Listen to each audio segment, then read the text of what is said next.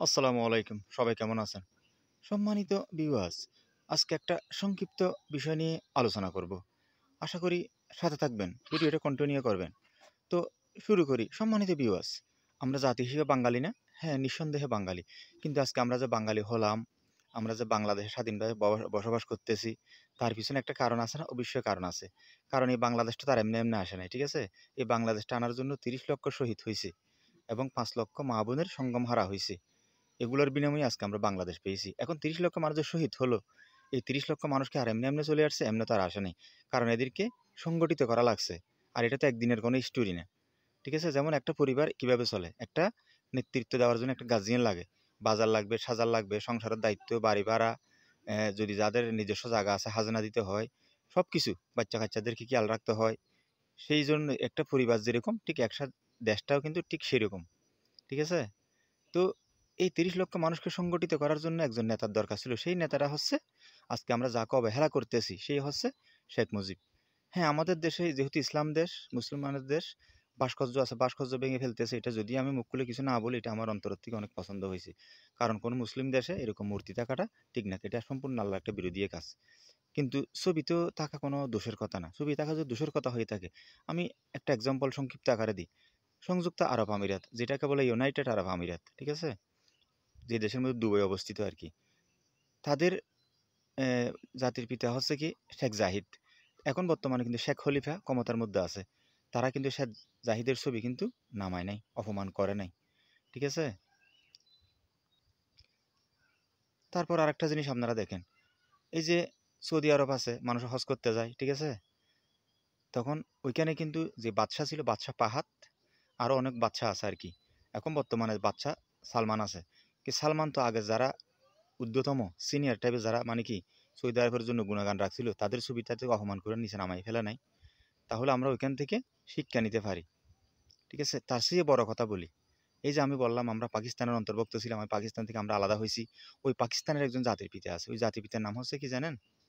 মোহাম্মদ আলী জিন্নাহ। এই জিন্নাহর সাথে শেখ মুজিবের ছবি আছে। আপনারা গুগল সার্চ করবেন অথবা ইউটিউবে ঢুকলে হোয়াইট নিউজ নামের একটা নিউজ আছে। ওই নিউজটা যখন আপনারা সংগ্রহ করবেন, এটা বাঙালি একটা মহিলা উপস্থাপনা করে। সেইখানে কিন্তু এই জিন্নার ওয়াইফের সাথে শেখ মুজিবের ছবি আছে। কারণ তখন তো বাংলাদেশ ছিল না। পশ্চিম পাকিস্তান, পূর্ব পাকিস্তান এক দেশ ছিল। ঠিক আছে? তাহলে এটা হচ্ছে কথা। আসলে আমরা স্বাধীনতাকে অস্বীকার করতেছি। আজকে যে ছাত্র আন্দোলন হয়েছে, শুধু সন্তুষ্ট হয়েছি, খুশি লাগতেছে। কারণ দেশটা কেমন জানি একটা মানে দায়বদ্ধতার কাছে পড়ে গেছিল। মানুষ কোনো কথা বলতে পারতেছিল না। ওইদিকে ঠিক আছে।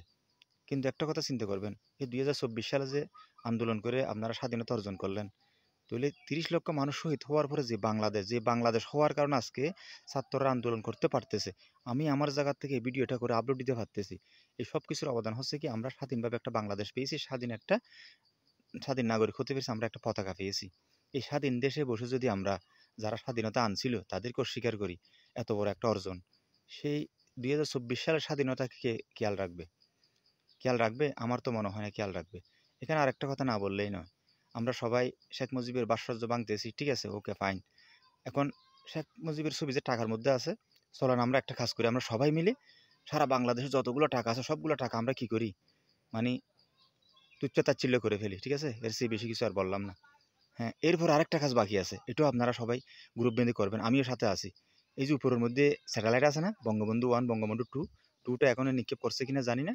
কিন্তু বঙ্গবন্ধু 1 তো অবশ্যই নিঃসন্দেহে আছে। আমরা সবাই মিলে গ্রুপ বেঁধে দলবদ্ধ হয়ে আমরা আসমানে চলে যাব। মহাশূন্যে। তারপরে সেখানে যেয়ে আমরা এই বঙ্গবন্ধু স্যাটেলাইটকে কি ধ্বংস করে নিচে নামিয়ে আসব। তারপর উনার কোনো নাম নিশানা স্মৃতি আর এ দেশে থাকবে না, তাই না? কত খুশি লাগতেছে না? তো আজকে এতটুকু পর্যন্ত সবাই ভালো থাকবেন। আমার কথার মধ্যে যদি কোনো ত্রুটি থাকে প্লিজ আমাকে ক্ষমার দৃষ্টিতে দেখবেন। আমি একজন নিরীহ মানুষ।